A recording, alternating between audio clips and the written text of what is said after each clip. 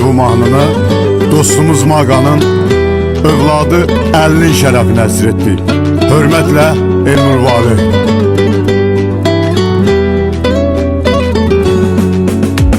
Sənə dostdur, qardaşdır ürəkli oğlanlar, uşaqlığından tanıyırlar səni zindanlar.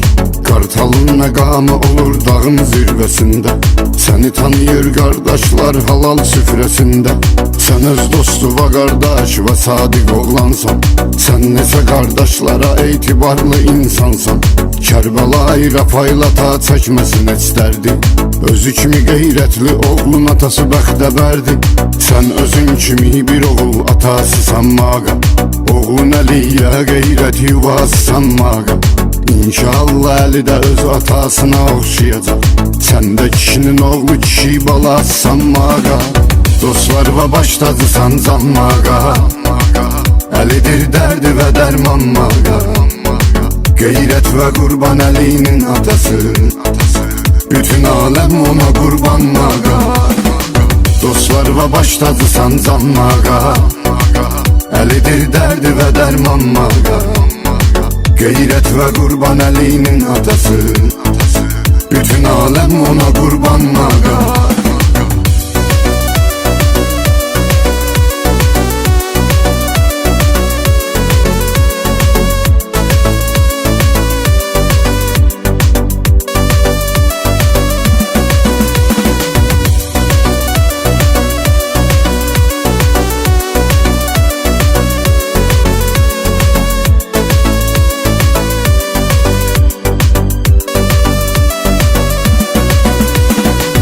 Allah bu günlərə çatdırıbdı qardaş, bir baxışım bəsdi yerindən oynasın dağdaş.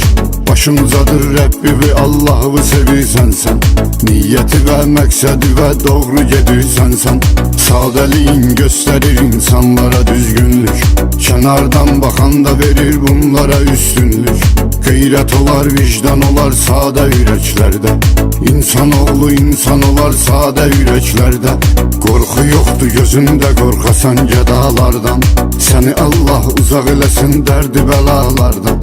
Əli də olar atası kimi cəsur cəsarətli, Əli sözünün mənası qeyrətdir, ləyaqətdir.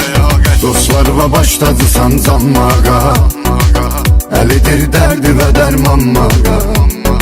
Qeyrət və qurban Əlinin atası, bütün aləm ona qurban Maqa.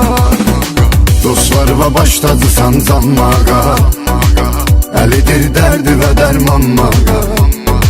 Qeyrət və qurban Əlinin atası, bütün aləm ona qurban Maqa.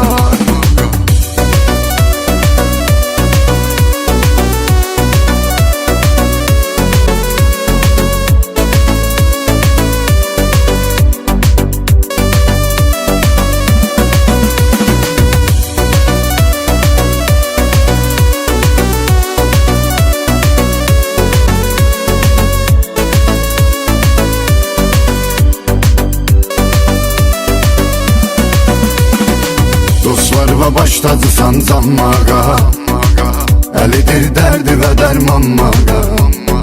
Qeyrət və qurban Əlinin atası, bütün aləm ona qurban Maqa. Dostlar və baş tacısan Can Maqa, Əlidir dərdi və dərman Maqa. Qeyrət və qurban Əlinin atası, bütün aləm ona